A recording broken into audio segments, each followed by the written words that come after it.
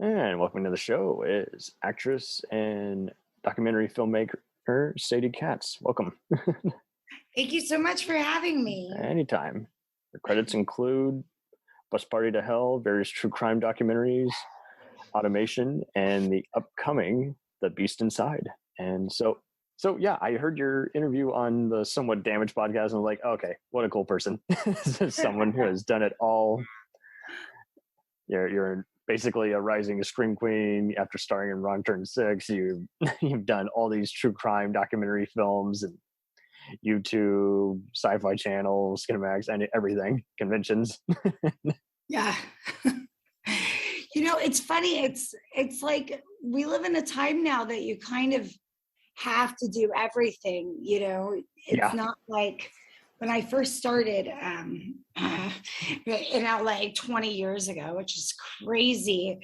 You went to your acting class and they never, I studied like Meisner and things like that, but like the idea of social media wasn't really a thing. And so I'm sure you can understand this. You have so many options and you have so many channels. So it gives you a lot of opportunity, but with that comes great responsibility. 1,000%. You're going to be doing just as good if you're guest starring on some popular Apple TV or Shudder show as you would be starring in a giant superhero movie, a Robert Englund slasher that'll come to Redbox, or a Dolph Lundgren slugfest that premieres at a festival. You never know. And so it is cool that you bring up all these different avenues that you basically all have to conquer as an actor. There is no choice. Yeah, I mean, it's so weird, isn't it? It's like, right now I'm producing The Beast Inside, and the big conversation is, let's say when you get into Amazon or iTunes or whatever, I'm always yelling at people about the scroll. Like I could write a whole book about it. Like saying, when your movie comes out, it could be a, $500,000 movie or, a $50 million movie. But the biggest thing is you could share shelf space, like equal shelf space on the Amazon scroll. So when you go on and say, what movie do I want to watch tonight? If you're not on that scroll, then it's like you don't exist, So true. But that also means that you get to be next to, this huge blockbuster movie, and you kind of, in a lot of ways, get to share equal importance, which is crazy because, it's like getting to be on, your t-shirt to be on the shelf at Gap. It's next to, the Gap marketed thing. So that's a very cool contrast that you brought up, because basically you got to conquer as many avenues as you can. You can worry about the movie quality, how it looks visually, whether it's marketed the right way, but then you got to worry if the trailer, is perfect, or if the tone was consistent. And then, like you say, where's it going? Is it going on Prime? Is it going on Apple? Is it going on Redbox? Is it going on AMC theaters for 2 weeks? Where's it going?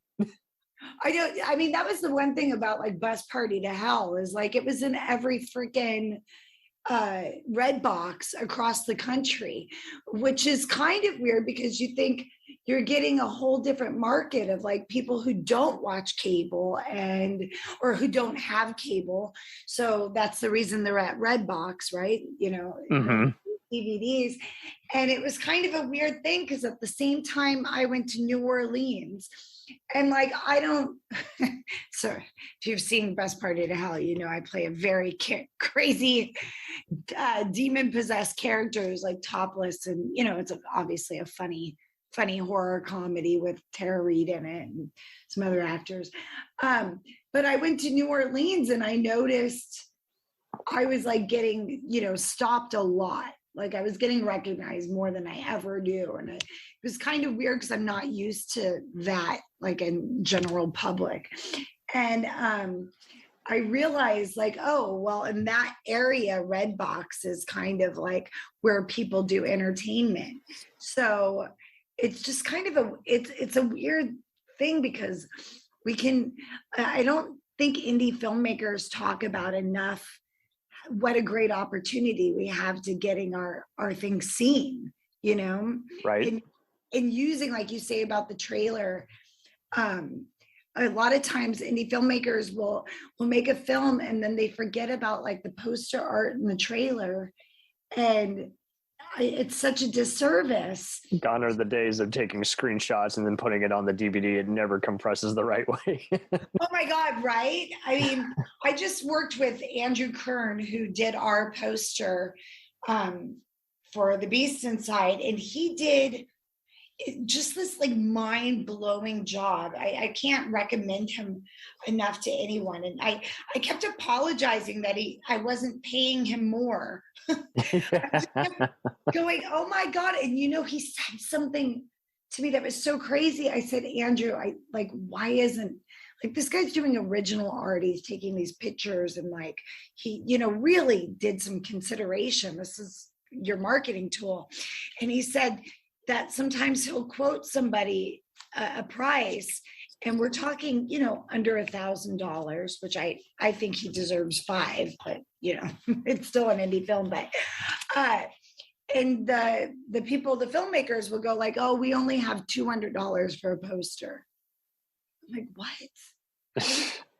Like, yeah, no, I think if you want this to sell, you can put up 4,000, Right. Well, I'm like, why?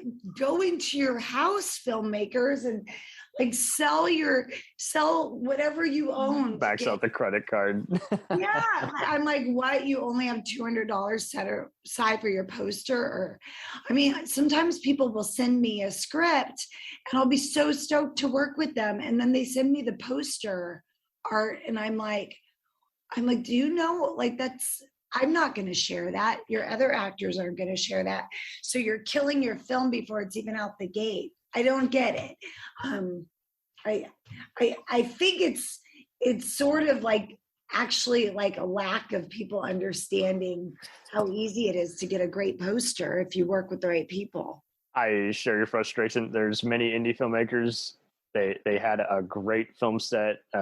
Were really good at canceling out anyone who wasn't doing their job or who was bringing all this cynicism and unneeded just negative energy to set, or anyone who was just holding them out, like delaying shoot times and everything. They got rid of all the negative elements and had a very positive shoot. But then, like you say, they just can't design a poster to save their lives. And it's like, hand it to someone who does just that. Give them some images, give them some criteria to mess with, and do it instead of just, I'm doing it all. And it's okay to just say, I'm just not an expert at that. I'm just not very good at it. So I'm just going to give it to someone who I trust, Yeah. I mean, isn't that funny? I just did this film, this sweet, this sci-fi film that had, I would say, like 100 people involved. I mean, this guy. Was that the one with Richard Burgi? I'm not going to say which one it is. I'm going to say. Okay, I understand. I'm going to talk crap right now, but no, I just did this great. The director was so kind. He had so many people involved, and he pulled every favor. And we go to the screening, and there's got to be 200 people there, and I'm like, wow. And he is the nicest guy. He's also made T-shirts and like posters for the cast and crew, like, just as generous and as kind as you could be.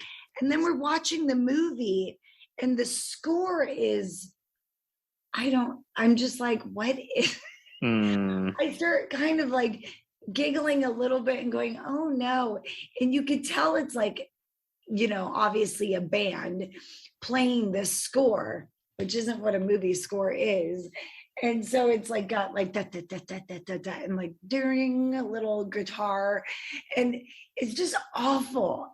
And I look, and without even seeing the credits at the end, I said, well, this is obviously this wonderful director's band. Like, obviously he scored his own movie. And at the end we saw he did. And I thought, God, he spent so much work, and there's so much love that went into this film. And for whatever reason, he thought that the score was great. And I don't know. What do you think about that? Do you think people just didn't tell him because he's so excited? They're so excited to be a part of it. I'm noticing a mixture that I will see people sharing their demo reels and they'll say, what do you think? And often if no one has anything nice to say, they won't say anything else. Like, that's also a disservice. They're going to keep doing that mistake until they get a very, angry complaint. So I think a lot of people are just afraid to just say anything. They're afraid it'll kill a future employment opportunity. And then it's just easier to just be negative and complain and bitch on IMDb. Worst movie ever, amateur. And so then, like you say, it is everyone's just afraid to speak their mind, and it's just one of those, it's okay, you just got to be constructive. That requires thought. I just want to say it sucks ass. And it's like, well, that doesn't tell me anything. Yeah, I mean, there is this, I couldn't agree with you more, is like, there's a sense of like checking yourself. It's easy to filter, to be a little bit jealous, or to sometimes, you got to give criticism based on like the budget and the amount of time. But I try to be pretty, I can be pretty blunt with people. And the one thing, like, even, my husband, sometimes, because he does music, I'll be like, I hate that. I'll be like, I hate that. But the thing is, when I always say to him, he's like, gosh, you're so blunt. I go, yeah, but when I really like something, which I like almost most of what he does, I said, then I'm telling you the truth. Then it becomes like a really cool thing. And I've worked with people and I've been the same way. And then I'm like, yeah, but when we get to a point where we're like, hey, that's pretty good, then it is, pretty good. It's like you got to ask them 20 questions. It's like, okay, you're not the audience, but if you are the audience, well, you still got to, I'm going to ask you this because I know you can be a little critical of this and that and know why it ticks, why it doesn't, instead of just going with blind energy where, because like you say, it's so annoying to have to filter through it and be like, okay, I'm not the audience for this, but this works for that kind of thing. I'm not into this kind of family movie or this kind of action movie or this kind of terror flick, but does it work for that kind of movie? Is it acceptable? Is it watchable? Is it great? Is it decent? Or does it just leave so much to be desired? What is it? And it's just so hard because, like you say, there's going to be someone who's on the casting crew who's going to, mess with the IMDb, or there's going to be, like you say, just a lot of people who give all these negative reviews, but don't. You are mystified because now you got all these mixed ratings, and they've all done a disservice, and you're not sure if you want to click and watch the movie or rent it or whatever. Right. I mean, it's the same thing of like also getting like 5-star ratings. I'll tell people if they're watching, I'll say, hey, you should review the film.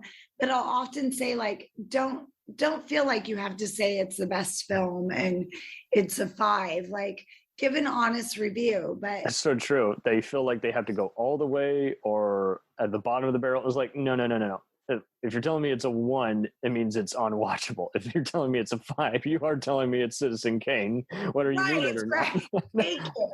I'm like, it doesn't have to be that. Give it a 2, give it a 3, give it a 4. In between. It depends. I just saw a very indie film the other day, and God bless them. But I was like, it's so much work, and not everyone's a filmmaker, and like my biggest thing is like having a film that has a beginning, middle, and an end. That's it. Yes. Like, they want to be Oliver Stone or Spike Lee, but they forget, okay, here's your signature style. Here's what everyone's ready for you to do. And a speech should be at like the beginning or end. It shouldn't be in the middle and compress all this time. Right. I'm like, maybe understanding that you're making an indie film and playing within that sandbox instead of, trying to do something that's too big. Sometimes people will go like, oh, we've got a script that has 130 pages and we've got a 12-day shoot. I'm like, no, just don't do it. No one wants to watch that film, and it's going to be a nightmare to direct and act in, or whatever you're doing is going to be a nightmare. But that's so true. So let's backtrack a bit. So again, you did mention in some of the other great interviews, just your upbringing, very supportive and positive family, and just some reception you were getting, especially from some of the movies you were doing, especially Wrong Turn 6, then having to realize, oh damn it, they canceled the sequel, those bastards. Well, whatever. I know what would have gone in my mind. But who was your acting mentors, if any, or just other people in the industry who are just like, I can rely on you because you got my back. You know my pros and cons, and here's what I'm going to work on. Oh gosh, I love that question. What's so funny is I spoke to my main acting mentor yesterday, Mark Majarian, who I studied with at college in Orange County, who's nuts. He's nuts. He's so crazy. He's like Henry Winkler in Barry.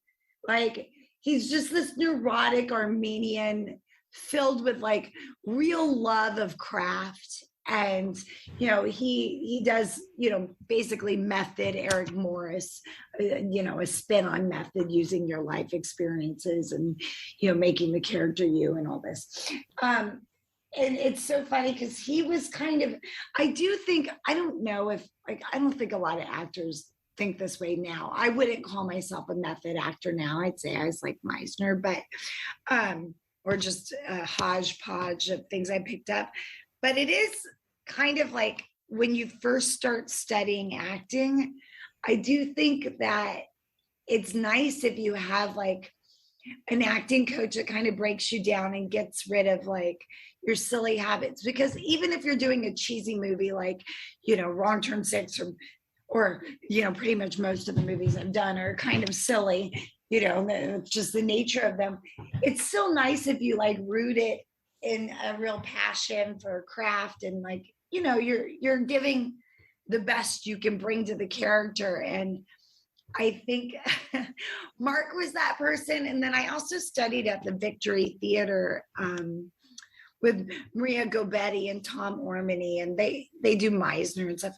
I wish more people now, I feel like studying acting in LA is kind of like a dying thing because it takes a long time. You study theater and acting and these different methods for like 2 years minimum, and they're very intensive.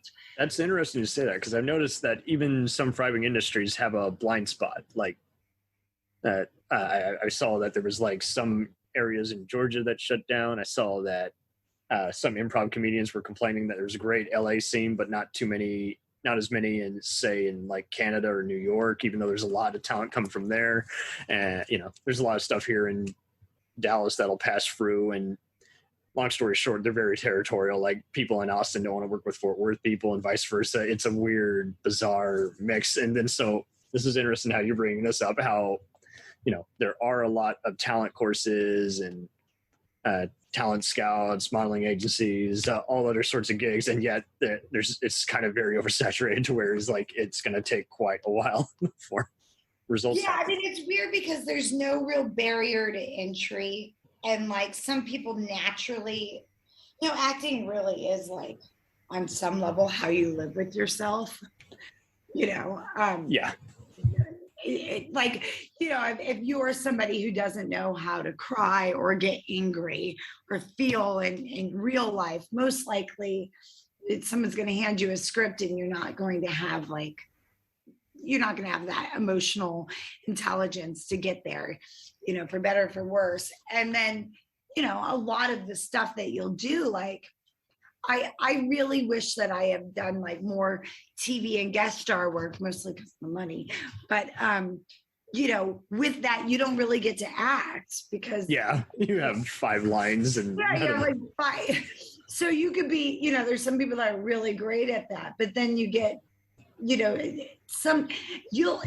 kind of see though, when you meet these like older actors, like I worked with Vernon Wells, and I just saw him at the ADR thing, and he did Mad Max and oh gosh, what's his other? Commando.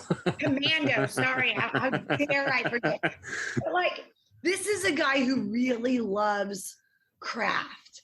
Like he sincerely does. So it doesn't matter. The same thing with like Michael Pare. I did a sci-fi movie, and he's on the phone, and he's like talking to me about, we're doing this goofy, very cute, very cool, I can't wait for it to come out, Starfighter movie that's kind of like a indie, low budget Star Wars.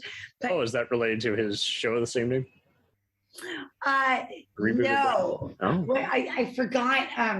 I don't know what they have ended on the name, but it's great. Sarah French is also going to be in it. It will come out this year.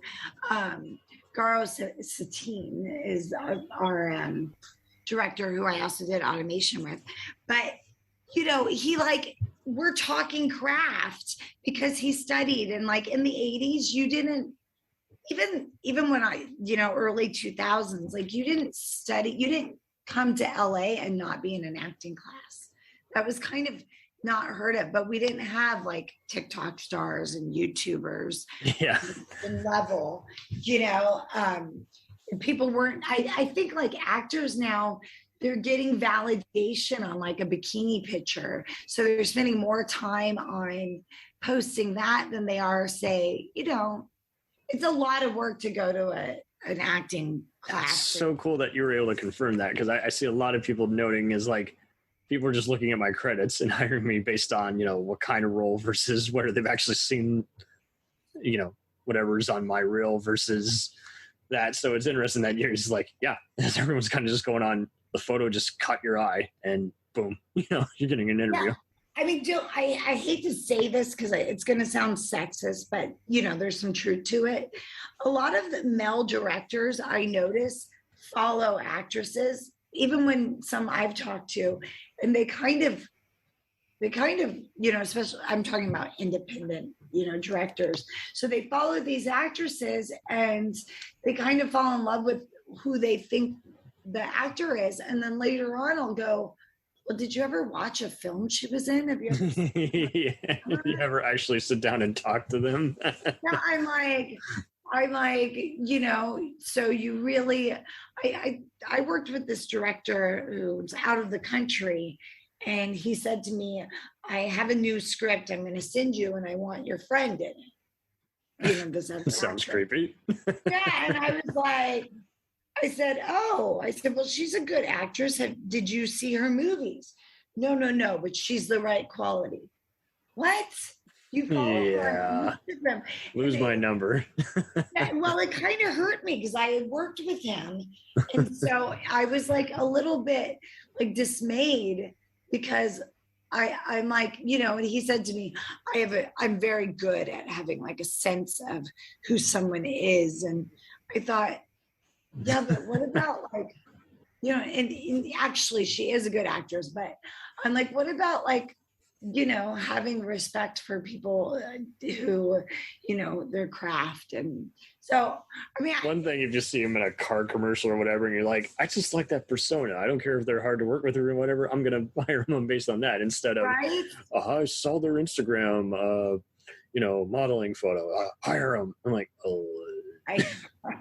Well, I always say the same thing. What people should do is, when you're casting, they always ask for like someone's allergies. Do you have allergies? Do you have any special requirements? And I always say the same thing. If someone says they're gluten-free or vegan, don't ask them. I don't care if they have 5 billion followers. Please forgive me, all you wonderful vegans and gluten-free people, but they always end up, if there's one person who's like insane to deal with on set, it's always a person with dietary restrictions. Always. It's always. Are you vegan? Not necessarily, but I understand what you mean, where it's just like a lot of questions asked up front would have totally alleviated all this stress and arguments months later. But yeah, because for the most part, like everyone's pretty damn good on set, but it is true, especially on these smaller sets, there's always one person takes one to ruin it for everybody. Now that you go, oh God, the one person who's always late, or she's not feeling well, or he, you know, things, they're always wanting something, and you're like, and yeah. The cinematographer takes it over from the director, or the editor quits and holds it hostage. I hope not. Yeah.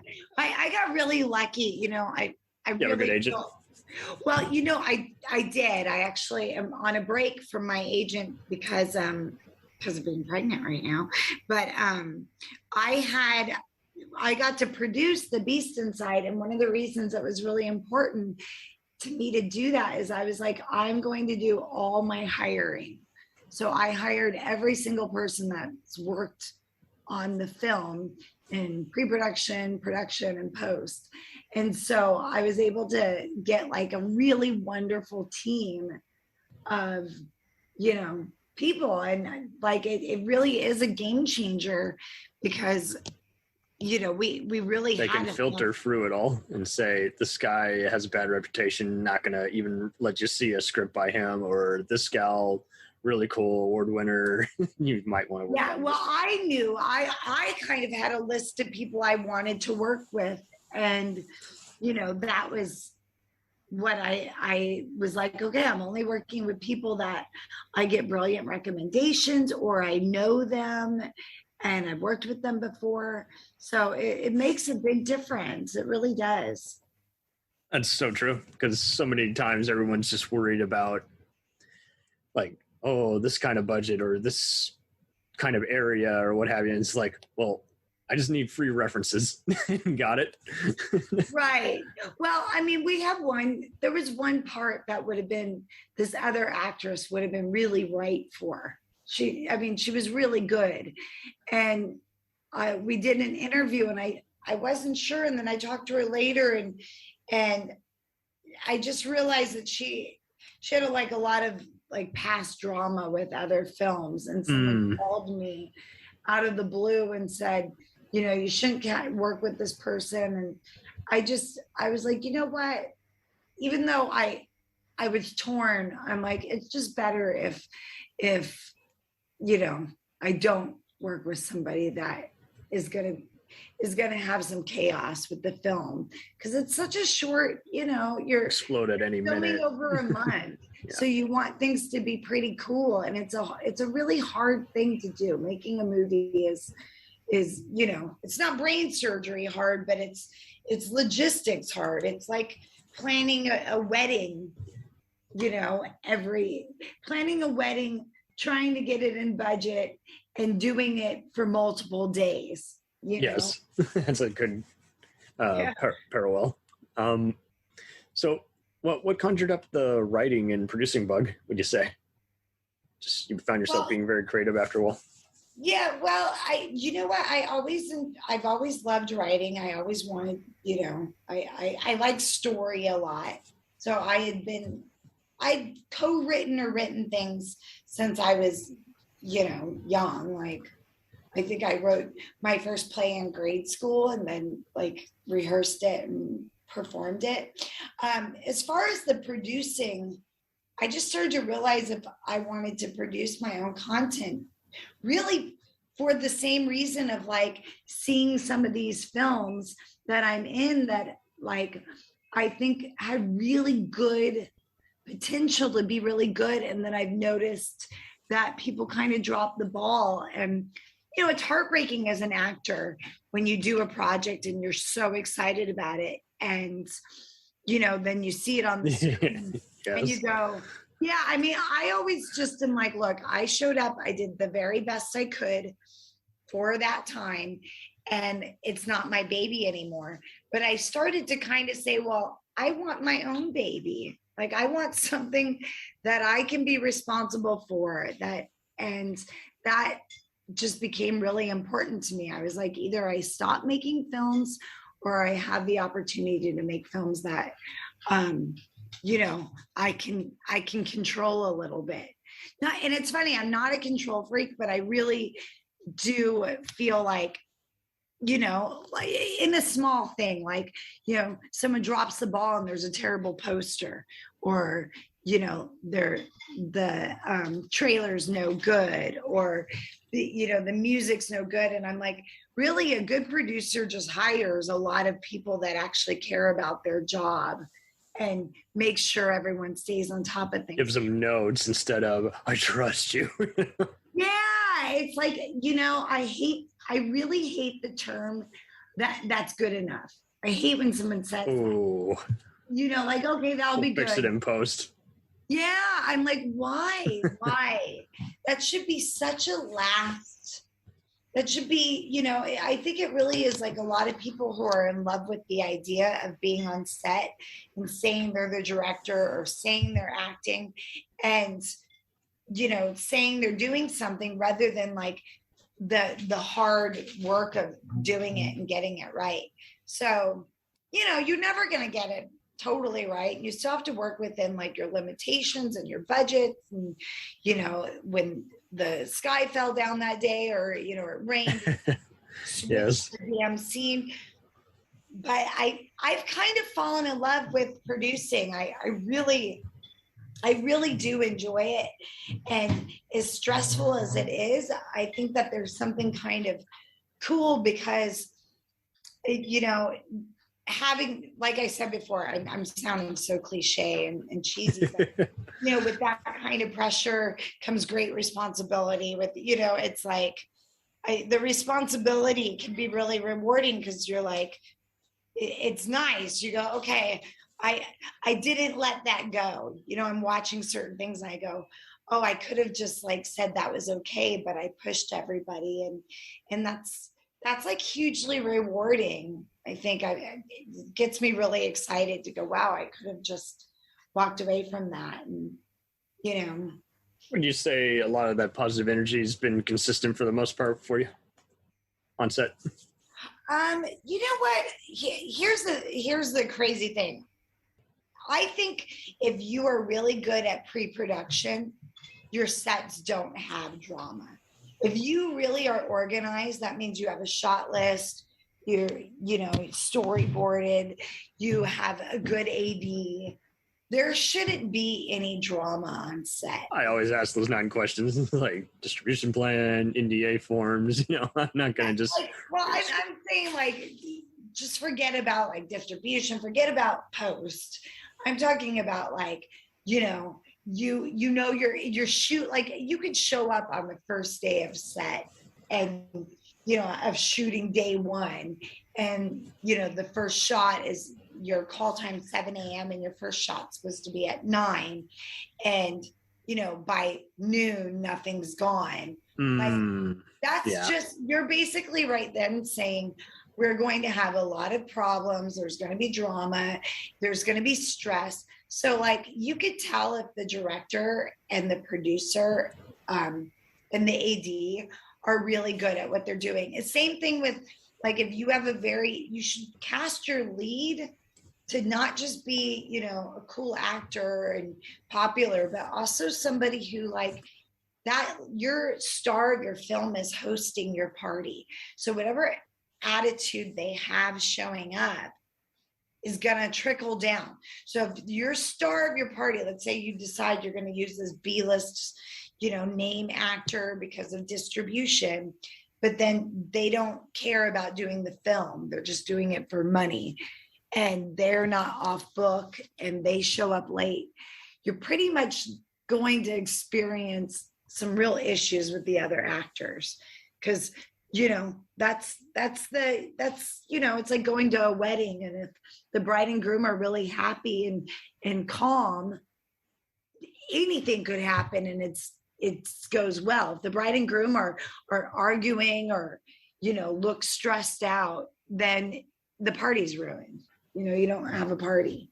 So, right, no one wants to be there. It's a party. Yeah, no one wants to be there. And then if the director is bitching about time or he's not prepared, like then you get everyone kind of feels like okay to complain. So I do think you do need a really bitchin' energy while shooting, and also a strong leader. And then you won't have if there's drama or gossip or whatever, it's taken care of.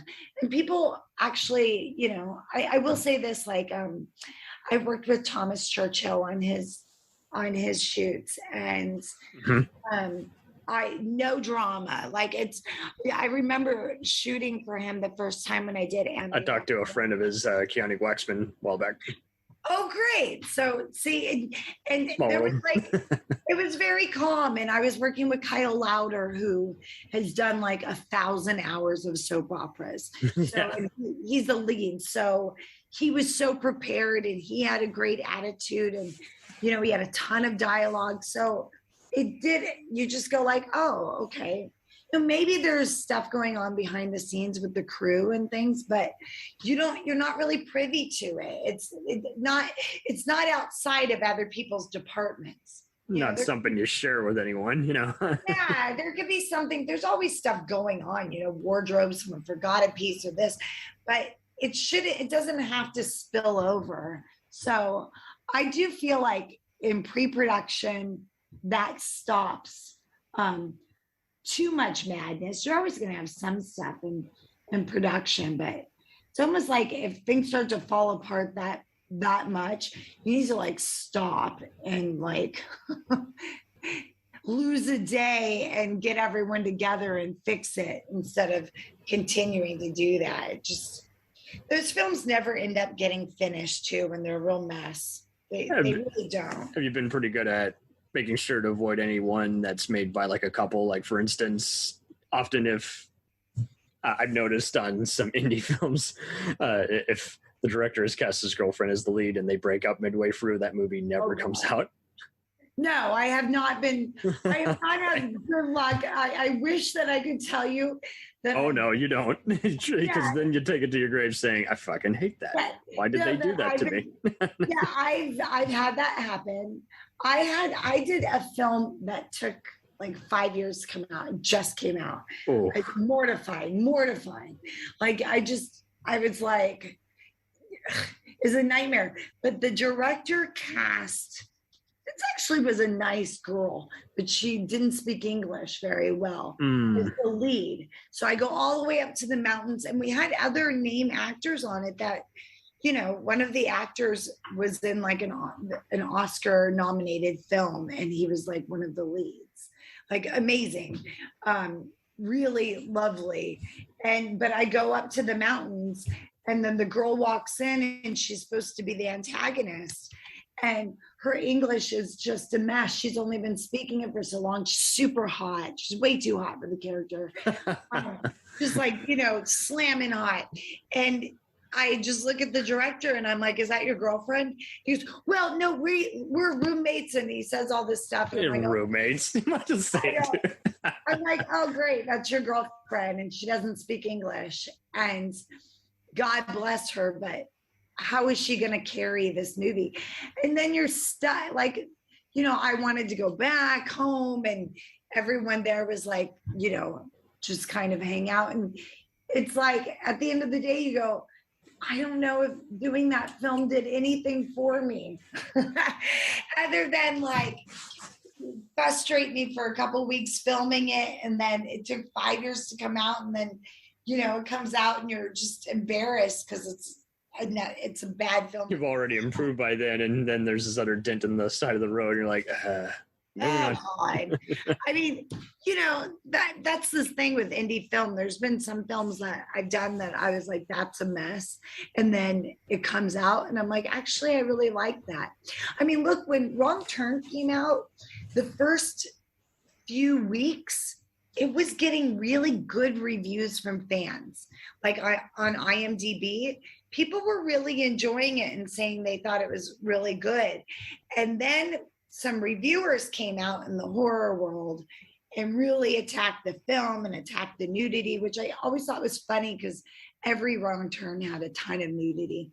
And so they started to, you know, turn. It's part of the genre. Yeah, well, it's like it's gore porn, you know, more or less. And it's supposed to be silly, like it's about the kills. That's why everyone's watching it. It's like, right? Don't go in the woods. No! Don't go in the woods. It kind of switched like the overall consensus. I just read something on like somebody tagged me on Instagram. I thought it was funny where it was like Wrong Turn 6 is the worst wrong turn. And I'm like, have you guys actually seen all of them? Like they're all bad for, I'd say, except, you know, the first one. And the last one I don't think really counts, but it is funny because you don't really know. Like, I know many that swear by like part 4 and 5. I know. Well, Michelle Hurd from Ash vs. Evil Dead and Law and Order was in one of them.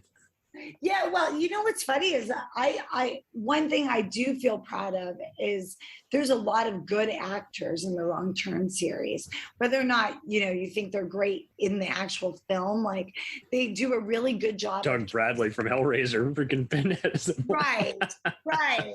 They do a good job of, like, you know, they shot it in Bulgaria, and it's pretty funny. I mean, look, our director, I loved Valeri, but he didn't speak English, and neither did our DP. Oh, bummer.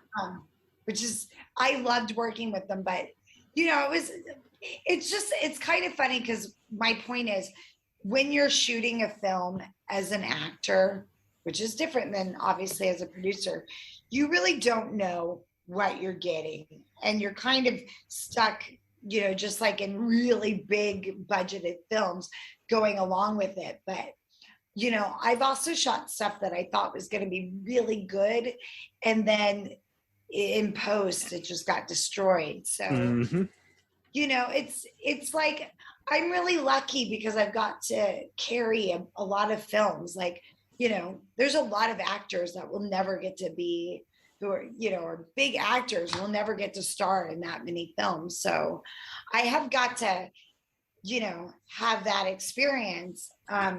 Now I'm just kind of like, I'm like, okay, I've had a lot of fans stick by my side. I want to give them some films that I know are actually good. I want to stop apologizing for the films that I do. No need. It's good to just let it all out. It's very freeing. Yeah. Would you say you're just good at just being adaptable? Because there's union, there's non-union, then there's, you know, different roles. There's sets where extras are allowed to talk to the leads, and then there's other productions which they can't even film scenes with all major players in the same room at the same time. They have to use their stand-ins. Oh my gosh. So would you say you just go with the flow, and you make sure that everyone, you know, echoes back your positive attitude? I don't know. I try to. I like to think that I try to show up in a really good place, and you know, I try to show up first thing in the morning every morning and be like, what's up, guys, we're gonna make some movie magic, and you know, have that kind of energy, because it takes a lot of energy to shoot for 12 hours or however long. And you know, it is true, you're right, like every project is so different. So sometimes, you know, you'll show up at a project and that's not the energy that's required. But I try to be kind of open and decide, like, okay, I'm in this project. I got to just keep going along. And, you know, it's like a marathon. I got to keep running, and I could either stop in the middle and cry about it or keep going. You know, That's cool. I love being on, I really love being on set, and I actually like working with all the different departments. It's kind of my favorite part of filmmaking, is being part of a team. And if my team's good, I love it. They're not, it makes it harder, you know? You think everyone has to just be reminded of just be professional, just bring your A game versus, you know, wait for people's egos to filter out and realize, oh, you know, I'm not where I want to be, so now I got to do this and that. And it seems like it takes a while for everyone to evolve, and some just, unfortunately, it takes them 20 years to evolve. How do you think you can encourage others to just realize, hey, it's a very competing, you know, industry. What do I do to remind everyone just stay in their lane, stay in their cage, and give it their all? Yeah, I mean, it's like, I think instead of like stay in your lane, because people get really, even though I think there's a lot to be said to that, I try to say to everyone, you know what? I love what you do so much. I want you to get to do that as like the most you can. Like, there we go. I like that. The most. Like if you have somebody who's doing wardrobe and they say, hey, I have this great idea. I'm like, you know what? That's awesome. Like, that's so great. But I really want you to get to do only wardrobe and do it to the very best and like be creative. That to me, it would be like the most awesome. Cause I like if someone just lets me do exactly what my job is. Like, I really do. And I just brought it up because I know on some indie films, directors have done the no rule of tell actors how to act. And it's like, that's not cool. Yeah, I tell everyone, can I curse on this? Yeah, always. Okay. So I was just going to say, yeah, I will say this.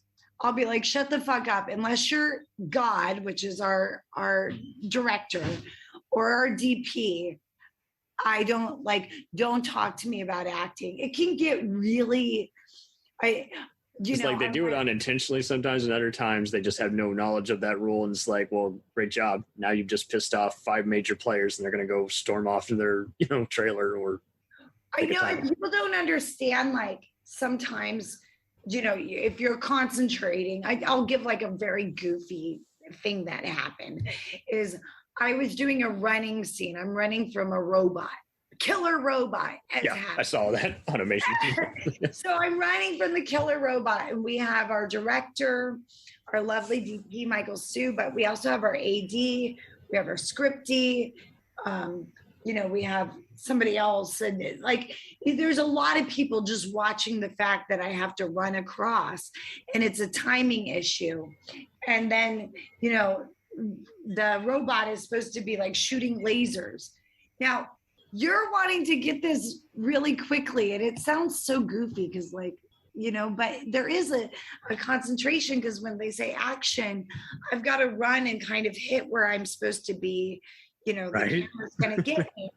And so on this particular day, like I kept going, where's my eye line? Like, where's the laser? And everyone's, excited. They're watching. And I hear 6 voices who all start pointing different ways. And I'm like, okay, stop. Only the director should be giving me this advice. Only the director. Like, no one else, just the director and, the DP. I can't have a bunch of people talking to me. Or even, and most of the time people are really good at that. But every now and then it's like, if you're busy thinking of the way that you would shoot it better or how you would act it better, what you would do better, then you're not thinking of like, what you could do as your job. Like, that's the cool thing about being on set. Everybody's job is super important.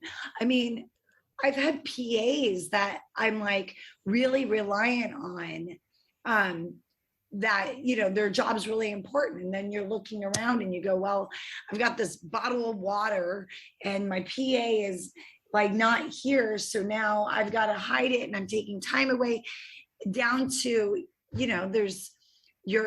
an AD's job is got to be one of the hardest things. So, you want the AD to get to be focused on what they're doing, or, it's really a lovely thing. If you can get everyone on set to do their job 100%, and so in that way, stay in their lane, you're going to have a great film, and it feels great, Yeah. On like a great row team where everyone's kind of rowing in the same direction. That's such a magical feeling when you have that. It's really great. It's there's nothing like it. And if you have visitors come to set and they see that, they're like, wow, it's wonderful. It's kind of cool too when you can get people together who haven't worked together and they're all working as this wonderful, cog in the machine. It's great. That's a wonderful takedown. And more or less, I've noticed sometimes you just got to adapt. There's not everything's 100%, but the stars who are aging are there for, again, star power, or there's just unfortunately some kind of restriction, or someone has a health concern that's taking up more time than it needs. But like you say, it's just like any job. Give it the maximum effort if everyone's 100%, and maybe give it the minimum effort if no one's giving a shit, and you just got to come and go, I do think that if you show up on set and you still give your own personal best, you'll always at least get something out of it. I was on one set where one guy wanted to set off like 5 different explosions. Okay. It's like, we didn't have the budget for that. We have a budget to set it off once. And I told him, why don't you set up different cameras at different angles? He thought it was the stupidest idea. And so I said, okay, I've said my piece. You're not going to have any imagination. So whatever. It's your project. Right. Yeah. I mean, I just kind of try to keep my head down and stay doing my job, Right. Like if I get I try to be very careful if I have an idea. I try to, go up and very nicely, quietly share it with the director, but it better be really good, Right. I mean, for all you know, that director was like, hey, we can't do different cameras because we don't have that many. Oh, he didn't go anywhere. Yeah. He has zero imagination. In fact, he violated all the rules we just talked about. Oh, no. Yeah. So, yeah. And what's funny is he got taken advantage of by other scam artists. Like there's this one gal who claims she was from Lionsgate. I'm like, if they work for a major studio, why would they be down here, messing with a bunch of nobodies like us? No, it's bullshit. They're just playing you for a fool, and you took the bait. It's such a tough thing. It's so easy. It'll be on Netflix, I swear. Oh God, I know. And how many scam artists like that have you had to avoid? Where you're just like everybody. Okay, even better. There's a lot of, I think the biggest thing you get is like a lot of people who, are like, you know what, we have a film that's for $20 million, but this one we're just gonna work with everyone and try it out first for $200,000. And I'm like, it's so goofy when someone says that. It's really funny. But I've heard that a lot, and I'm like, you know what? Let's just talk about your movie that you're making right now. Yeah. Right. And like, it's so hard to get a $20 million movie made. Like, even someone saying that is to me a red flag. Like, who's giving you 20 million? What are they basing it on? Especially when they're trying to make everything for less. Is like, yeah, no, not just anyone gets that amount. Yeah, no. And I'm like, I'm not going to be your lead in your movie for a $20 million movie, because that's when studios and insurance companies get involved, and they have to cast, certain people in those roles. So I try to listen to my red flags as much as I can. It means you don't always get to be as excited about things because, you have to go in with your eyes open. Eyes open's a good way to put it, because you got to observe and then report. More recently, it's become evident that some actors are just going to be a little more difficult to work with than usual. So then the best everyone can do is just not give each other flack and just get it done. Bruce Willis was making those movies where, again, he literally could not remember and had some kind of stroke, and so he had to literally have his lines fed to him for what earpiece. Your 8 Days in Hell co-star Eric Roberts is the king of the cue cards right now, apparently. Right. How do you remind others? It's like, again, some stuff just can't be avoided. It's just people are aging. People still want to work with them, but it might take 5 extra hours. Right. Well, you just got to do your job. At the end of the day, you're just doing your job. Is there any dream roles that you're still trying to conquer? Get one day? I would really like to do more comedies. Like, I'd like to do a rom-com. That would be really fun. You feel like you kind of did some of that with that Bill Murray documentary? Yeah, I mean that was like silly, and it wasn't scripted, but I have a movie coming out hopefully this Christmas called The Fargo Christmas, and I got to be, this kind of the character I played, a Fargoian waitress who owned a little diner, and I got to be kind of funny and do some physical comedy. And I had so much fun on set. Ed Asner's in the film, which, before he passed away. Rest in peace. And I just realized, I was like, oh God, I forget the difference of like getting to do a film that's a comedy. It does kind of bleed over. I had so much fun. I loved it.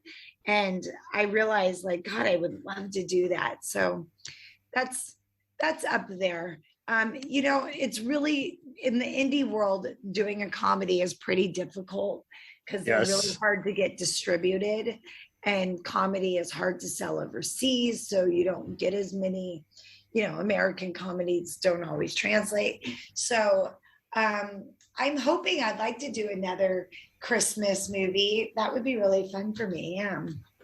That's a good point. It then comes down, is the gimmick marketable? Is anything workable? And improv is even worse because it can work, but a lot of people like to pretend it can't work because it depends on how good the comedians are, and if every other person is negating, then that just screwed the pooch. In comedy, in improv, you have to acknowledge each other. Right. Like, yeah. I am a goofy guy with 5 different heads, or yes, I do make weird noises when. Yeah. I mean, I always think, like, when someone says, let's do the scene improv, I'm like, you better be, it's pretty hard to do that. And there's something to go to. There's some no's, there's some ifs. It's like, yeah. So, yeah, I mean, there's a reason why there's writers and things. So you have to be really good at improv to do it well on camera. For sure. And I think you said you did some theater and. Yeah. LA's not really a theater town, but that kind of was my first love. It's not something I get to really do anymore much, but everything else takes priority. So yeah. Yeah. I mean, I actually, it's just not, COVID really killed the theater, but I'm excited to actually get to support some of these theater companies and such now. So that's good. Might be doing any Q&A panels at any upcoming films at any conventions. Well, I might be doing Comic-Con. I think it depends on how I'm feeling with the baby, but I might be signing there, and I'll have that up on my Instagram and such. Okay. Well, sweet. And isn't that even wilder too, how you can put the first 5 things on your resume and you'll still get a bunch of people coming by your table. Yeah, sure. Yeah. I mean, I've signed at Comic-Con before. Everyone's so nice and lovely. It's, it's a big party in San Diego for all of us film nerds. I've noted some other guys who I thought would kill it at conventions, but they're just either not people or they just get bored. So they just wouldn't want to, they would pass up the opportunity to meet and greet with fans or make some extra money. Yeah.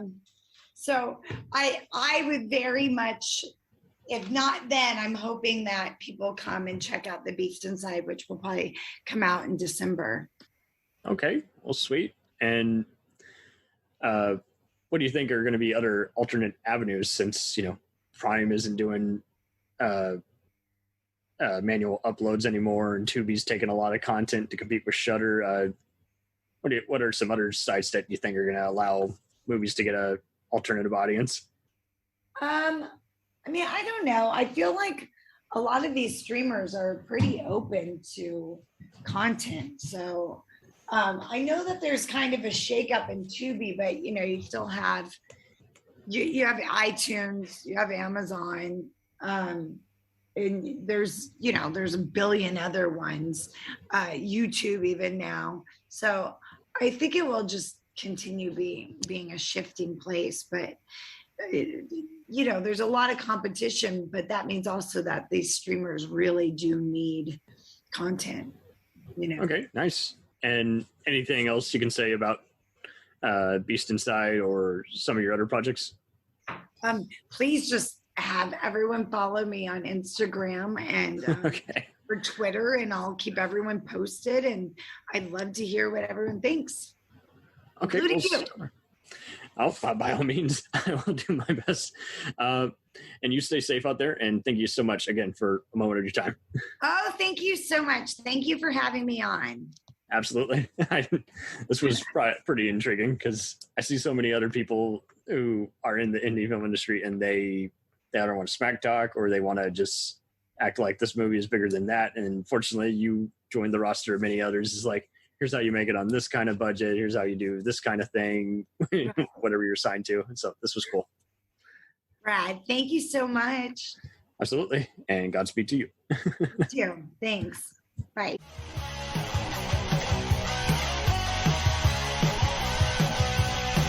Follow us on the web on Facebook, Twitter, and Instagram.